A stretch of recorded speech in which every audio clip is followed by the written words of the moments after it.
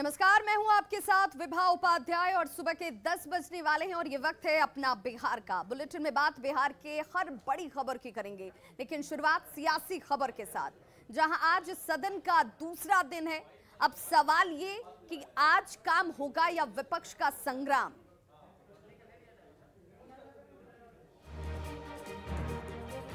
आप सभी माननीय सदस्यों का हार्दिक अभिनंदन करता हूं।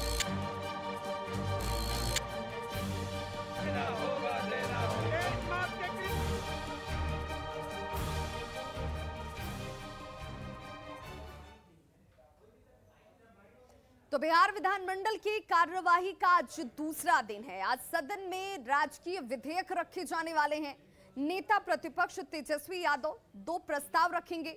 सोमवार की अगर बात करें, जिस दिन पहले दिन शुरुआत हुई इस कार्रवाई की, सदन में प्रस्ताव नहीं रख पाए थे। विपक्ष आज भी प्रदर्शन कर सकता है, जिसकी उम्मीद जाहिर की जा रही है। जिस आक्रामक तेवर में इस वक्त विपक्ष नजर आता है, आज एक बार फिर से कार्रवाई जो है वो हंगामा इस कार्रवाई के दौरान देखने को मिल सकता है। आज दूसरा दिन है मॉनसून सत्र का। बिहार विधानमंडल की कार्रवाई के दूसरे दिन क्या आज कार्य हो पाएंगे या एक बार फिर से हंगामा ही उभरता हुआ नजर आएगा, ये जरूर सवाल सभी के जहन में इस वक्त। नेता प्रतिपक्ष तेजस्वी यादव 2 प्रस्ताव हालांकि आज रखने वाले हैं। कल सोमवार को सदन में वो प्रस्ताव नहीं रख पाए थे।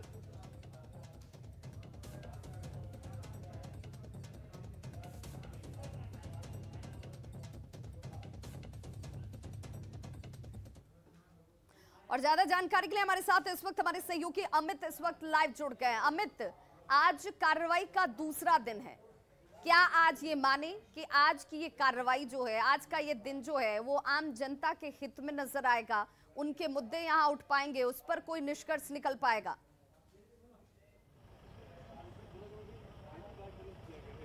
देखिए, फिलहाल विवाद जो तस्वीर है वो विधानसभा की, उसे देख करके ये कहना जो है वो बहुत उचित नहीं होगा कि विधानसभा की कार्रवाई जो है वो शांतिपूर्ण तरीके से चल पाएगी, क्योंकि लगातार जो है विपक्ष हमलावर है। 23 मार्च को जो घटना घटी थी इस विधानसभा के अंदर में, तो उसको लेकर के अभी भी नेता प्रतिपक्ष या विपक्ष के तमाम जो लोग हैं वो आक्रामक है।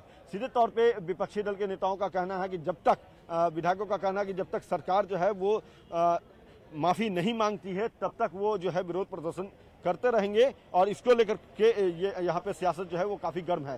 हालांकि इस बीच जो है वो आज 2 प्रस्ताव जो है वो नेता प्रतिपक्ष सदन के अंदर रखेंगे।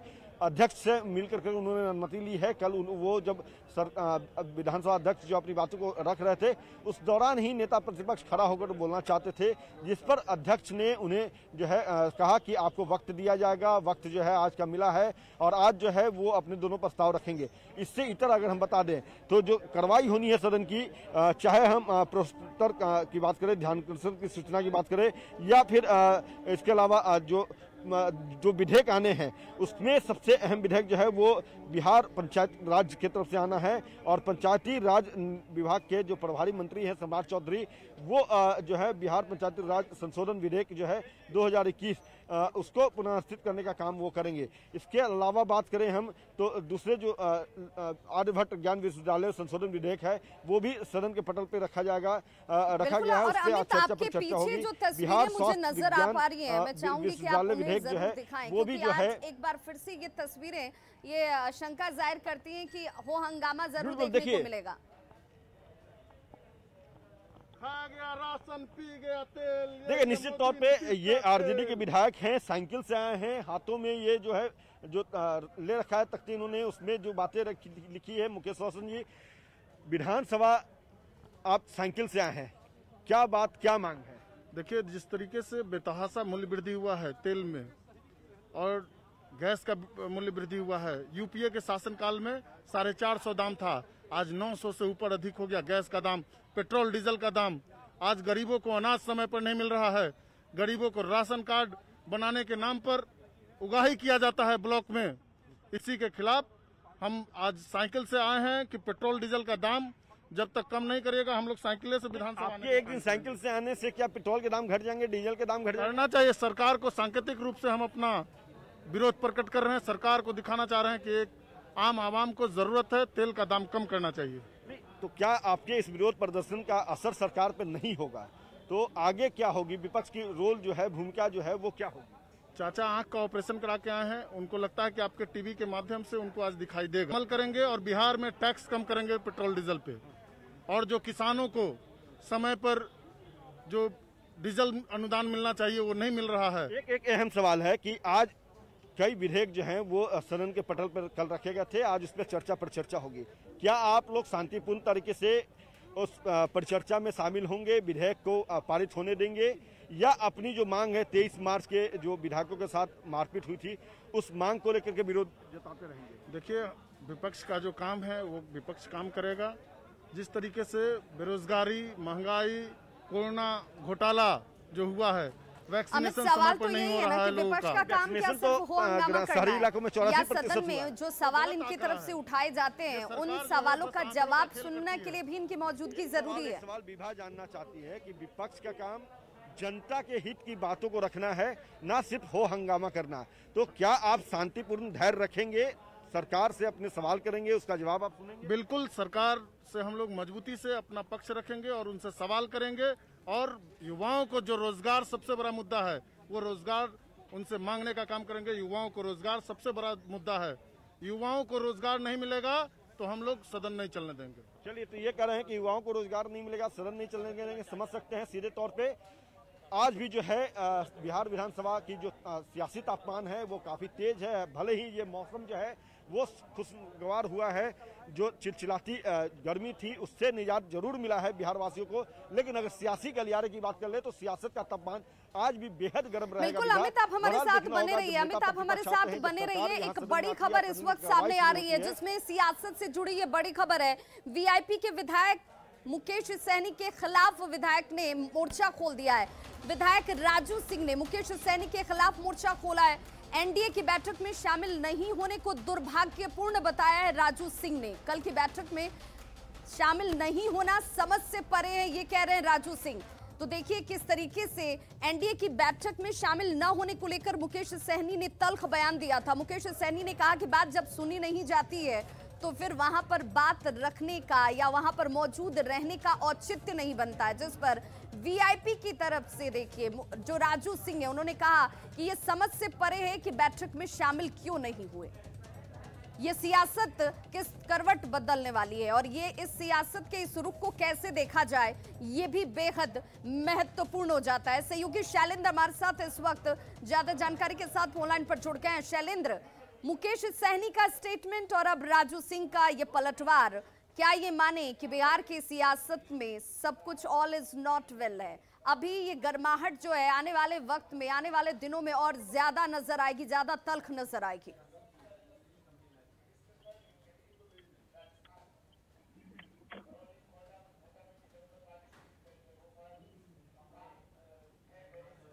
शैलेंद्र, आप तक हमारी आवाज पहुंच पा रही है?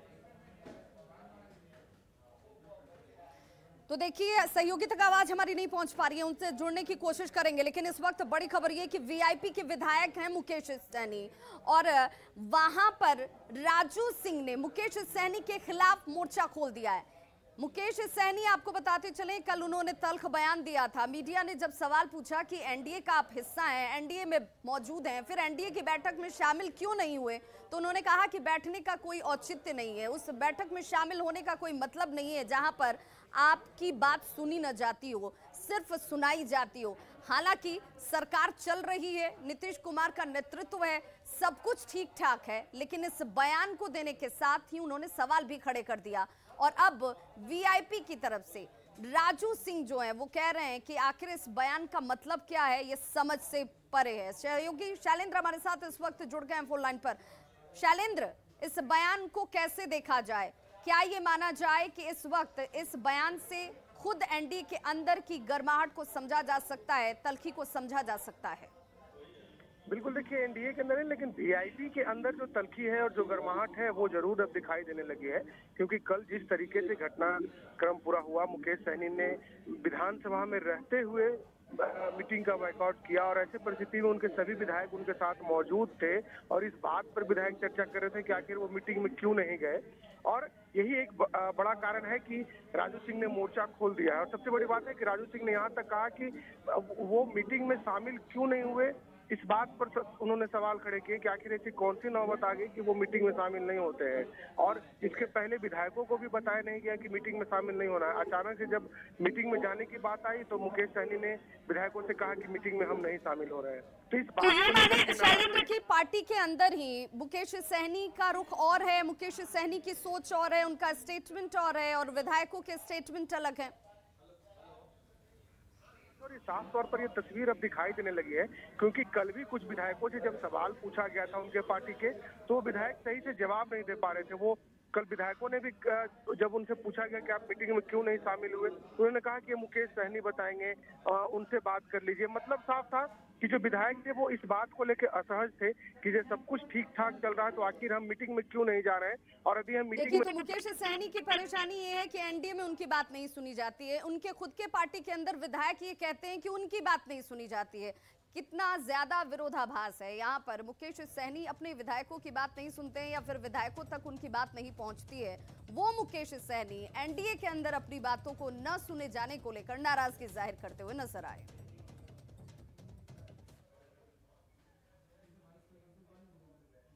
तो बिहार के सरकारी स्कूलों में कितने आईएएस और आईपीएस अधिकारियों के बच्चे पढ़ते हैं? पटना हाईकोर्ट ने सरकार से इस संबंध में ब्यौरे की डिमांड की है। अब जल्द ही ये पता चल जाएगा कि कितने अधिकारियों के बच्चे सरकारी स्कूलों में पढ़ते हैं। शिक्षा विभाग ने हाईकोर्ट के आदेश पर अमल करते हुए सभी जिलों के डीएम और एसपी को रिपोर्ट तैयार करने के लिए कहा है। मुख्य सचिव इस मामले को लेकर 4 अगस्त को समीक्षा करने वाले हैं, और जानकारी के मुताबिक शिक्षा विभाग के अपर मुख्य सचिव संजय कुमार ने हाईकोर्ट के आदेश पर सभी जिलों के अधिकारियों, जिलाधिकारियों और एसपी को चिट्ठी भेजी है, जिसमें जिले के सरकारी स्कूलों में आईएएस, आईपीएस के अलावा ए कैटेगरी और बी कैटेगरी के कितने अधिकारियों के बच्चे पढ़ते हैं, इसकी रिपोर्ट मांगी गई है। दरअसल 15 जुलाई को पटना हाईकोर्ट ने एक मामले की सुनवाई के दौरान राज्य में सरकारी शिक्षा व्यवस्था पर नाराजगी जाहिर की थी। जस्टिस अनिल कुमार उपाध्याय ने तब राज्य सरकार को यह बताने के आदेश दिया था कि कितने आईएएस, आईपीएस और अन्य बड़े अधिकारियों के बच्चे सरकारी स्कूलों में शिक्षा ले रहे हैं, इसकी जानकारी उपलब्ध कराई जाए। बक्सर के गांव में नीलगायों ने आतंक मचा रखा है। नीलगाय किसान के फसलों को बर्बाद कर रही हैं। परेशान लोग अपने फसलों को बचाने के लिए रत जग्गा करने को मजबूर हैं। तस्वीर आपके सामने है, जहां पर किसान अपने खेतों में जाल लगाकर या फिर पहरा देकर फसलों को बचाने की कोशिश कर रहे हैं। देखते हैं संवाददाता पुष्पराज की ये रिपोर्ट। ये बक्सर जिले के किसानों का दर्द है। नीलगाय का आतंक इस कदर है कि आप देख सकते हैं, जो किसान हैं अपनी खेत में फसल को बचाने के लिए पूरे परिवार के साथ अपने जो खेत है उसकी रखवाली करते हैं। इसमें बच्चे हैं, महिलाएं हैं, युवक हैं, जो नवयुवक हैं, वो भी परिवार के जो सदस्य हैं वो भी अपने खेतों में आते हैं और पूरी रात पूरे दिन इनका समय लगता है नीलगाय से अपने फसल को बचाने के लिए। इसमें इनकी गाढ़ी कमाई लगती है खेती करने में। हमारे साथ किसान मौजूद हैं। ये बताइए कि आप अपने पूरे परिवार के साथ यहाँ पर हैं, कितना आतंक है? बहुत नीलगाय के लिए आकत बटिए, माने अब कहीं के नहीं खे, माने अब कहे के बटिए, माने बात ना तंग कर तारी सनु की बेटे खाए के ना मिली। हाँ, नीलगाय से। हाँ हाँ, माने बिया तैयारी कोइल गोला आदमी हुआ के चोरी गुली सब टोटल खेत तैयारी पड़ती आदमी पैसा लगा के पानी चला के खेत के आदमी बनावल गोइल आ वो कोनी के आके चोरी गुली से रात में। दादी ये बताइए कि कितना परेशानी बा नीलगाय से? हाँ बाटे ना, आई पुरानिया लोग पूरा खवारी करता हूँ, घर दुआर छोड़ के आया अपन ही बधारी मेहंदी रहता तो कुल हट जैसे तो ठीक न बा।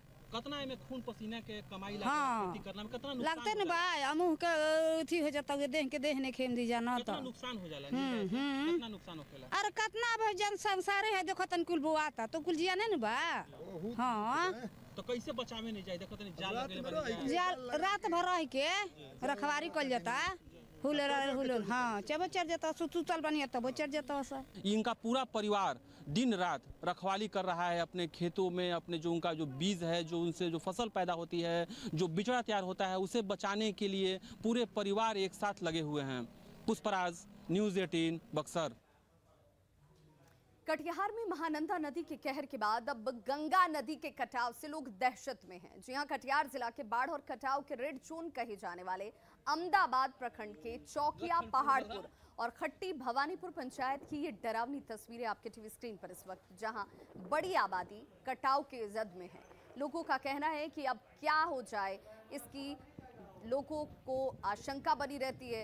अंदाजा लगाना मुश्किल है कि कब क्या उनके सामने आ सकता है। हालांकि जिला कलेक्टर का कहना है कि इलाके में राहत और बचाव के कार्य शुरू कर दिए गए हैं। से इतना जोर है, जो लोग इतना बदहाली में जिंदगी, कभी रात को जब सोते हैं तो उसमें नींद नहीं आती हम लोगों को, यानी कब कटना शुरू हो जाता है हम लोग को मालूम नहीं पड़ता है। इसीलिए यानी 4-5 दिन हुआ, रात 12 बजे कटना शुरू हो गया है। इतना समस्या, रात 12 बजे तमाम लोगों आकर के बुलाया, किसी तरह से उसको यानी उसके बाल बच्चों को ले गए और उसके घर द्वार तो सब कुछ निकल गया था, उसका अनाज भी नदी में गिर गया था। हम लोग बाधा से सबको रोते हुए, बच्चों को बिलबिलाते हुए हम लोग यहाँ से लेकर भागे। सरकार इसको ध्यान नहीं देता है और कभी आता है, कभी आया नहीं। रात 12 बजे कोई लड़का लेकर के भागता है, कोई ईंटा लेकर के भागता है, कोई घर लेकर के भागता है, कोई कहाँ जाएगा तो कोई पता नहीं लगता है। हाँ, खट्टी भवानीपुर के कटाव के बारे में जब हमें जानकारी मिली तो एसडीओ आशुतोष जी वहाँ पे स्वयं गए हैं और उन्होंने एग्जीक्यूटिव इंजीनियर फ्लड डिवीज़न को आवश्यक निर्देश दिए हैं और परसों से ही वहाँ पे कटाव निरोधी कार्य प्रारंभ हो गया है और 3 से 4 दिनों में वो कार्य भी समाप्त कर दिया जाएगा। और भागलपुर में न्यूज़ 18 की खबर का असर हुआ है, जहां मुजाहिदपुर थाना क्षेत्र की रहने वाली रीना देवी पिछले 3 महीने से अपनी बेटी मनीषा की तलाश में थाने के चक्कर काट रही थी। खबर को न्यूज़ 18 पर दिखाए जाने के बाद पुलिस हरकत में आई और मामले की जांच शुरू की गई। वहीं एएसपी का ये कहना है कि सभी बिंदुओं पर जांच की जा रही है और जल्द ही अपहृत मनीषा को बरामद कर लिया जाएगा।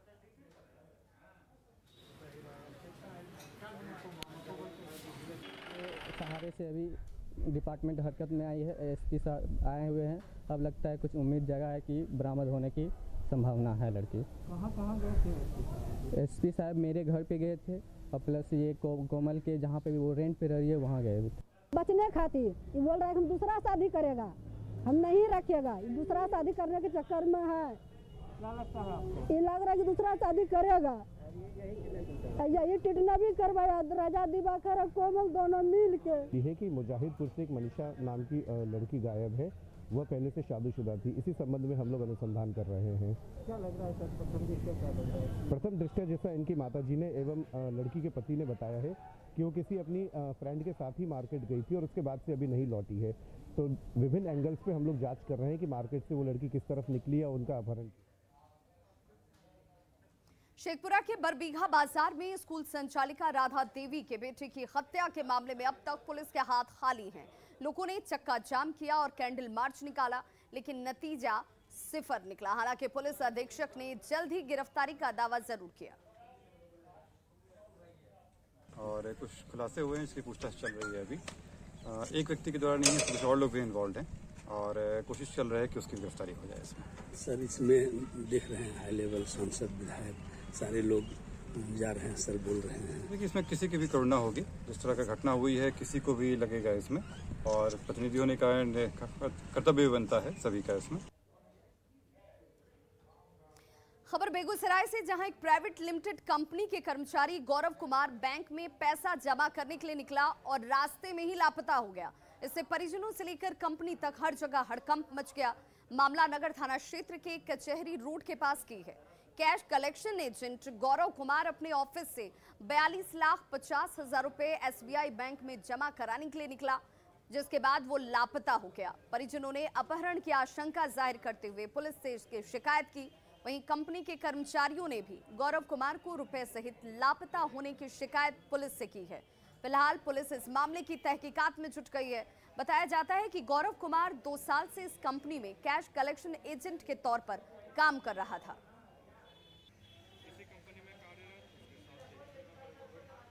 लिए बेगूसराय निकला, कैश कलेक्शन का काम करता था वो रेडियंट कंपनी में। तो कैश उनके पास, उनके सहयोगी बताए कि 42.5 लाख रुपया उनके पास में था, ना कैश जमा हुआ उनका, ना उनका पता है। उनके सहयोगी जब हमारे घर में कॉल करके बताए कि अभी तक कैश जमा नहीं हुआ और उनका फ़ोन बंद है, हम लोग फ़ोन लगातार उनको ट्राई करते रहे, लेकिन उनका ना फ़ोन लग रहा है ना उनका। मुजफ्फरपुर में उत्पाद विभाग ने अवैध शराब कारोबारियों के खिलाफ बड़ी कार्रवाई की है। उत्पाद विभाग ने एक लग्जरी बस को जब्त किया जिसमें पैसेंजर के साथ साथ शराब का कारोबार किया जा रहा था। बस की बॉडी के नीचे विशेष तहखाना बनाया गया और उस तहखाने में शराब के कार्टन भरने के बाद पैसेंजर्स का सामान लोड कर दिया गया ताकि किसी को इसे लेकर शक न हो। उत्पाद निरीक्षक ने बताया कि यूपी से मुजफ्फरपुर की ओर जाने वाली एक बस में शराब लाए जाने की गुप्त सूचना मिली थी, जिसके बाद कार्रवाई की गई। हालांकि इस दौरान बस ड्राइवर और खलासी भागने में सफल रहे। कटिहार के अनुमंडल अस्पतालों में मरीज और उनके परिजनों के लिए जीविका दीदियों द्वारा बनाया हुआ भोजन परोसा जाएगा। बिहार सरकार के निर्देश पर इसे लेकर तैयारियां तेज कर दी गई हैं। दीदी की रसोई के लिए केरल के कुंडुश्री की टीम ने इसकी ट्रेनिंग भी दी है। दीदी की रसोई चालू होने से मरीज के परिजनों को भटकना नहीं होगा। जीविका के जिला प्रबंधक से बात की हमारे संवाददाता सुब्रत गुहा ने। पूरे बिहार के साथ साथ अब कटिहार में सदर अस्पताल में भी जीविका दीदी रसोई की जिम्मेदारी संभालेंगे, यानी जो मरीजों के लिए भोजन परोसा जाएगा, इसके साथ उनके जो अटेंडेंट रहेंगे उनको भी जो शुल्क तय किया जाएगा उसको देकर वो भी भोजन कर सकते हैं। इसके लिए जीविका दीदियों का प्रशिक्षण पहले ही हो चुका है। एक संस्था है जो हमारी सहयोगी संस्था है केरल की, जिस तरह से बिहार में जीविका है उसी तरह से केरल में कुटुम्बश्री संस्था है और उनके लोग आए थे यहाँ प्रशिक्षण देने के लिए। तो यहाँ जीविका दीदियों का प्रशिक्षण हो गया है कटिहार जिला अस्पताल के लिए भी और बारसोई और मनिहारी के अनुमंडल अस्पतालों के लिए भी। और बहुत जल्द दीदी के रसोई से स्वास्थ्यवर्धक और जो स्वादिष्ट भोजन सदर अस्पताल के मरीजों के साथ साथ उनके अटेंडेंट को भी मिलेगा। सुब्रत, न्यूज़ 18 कटिहार।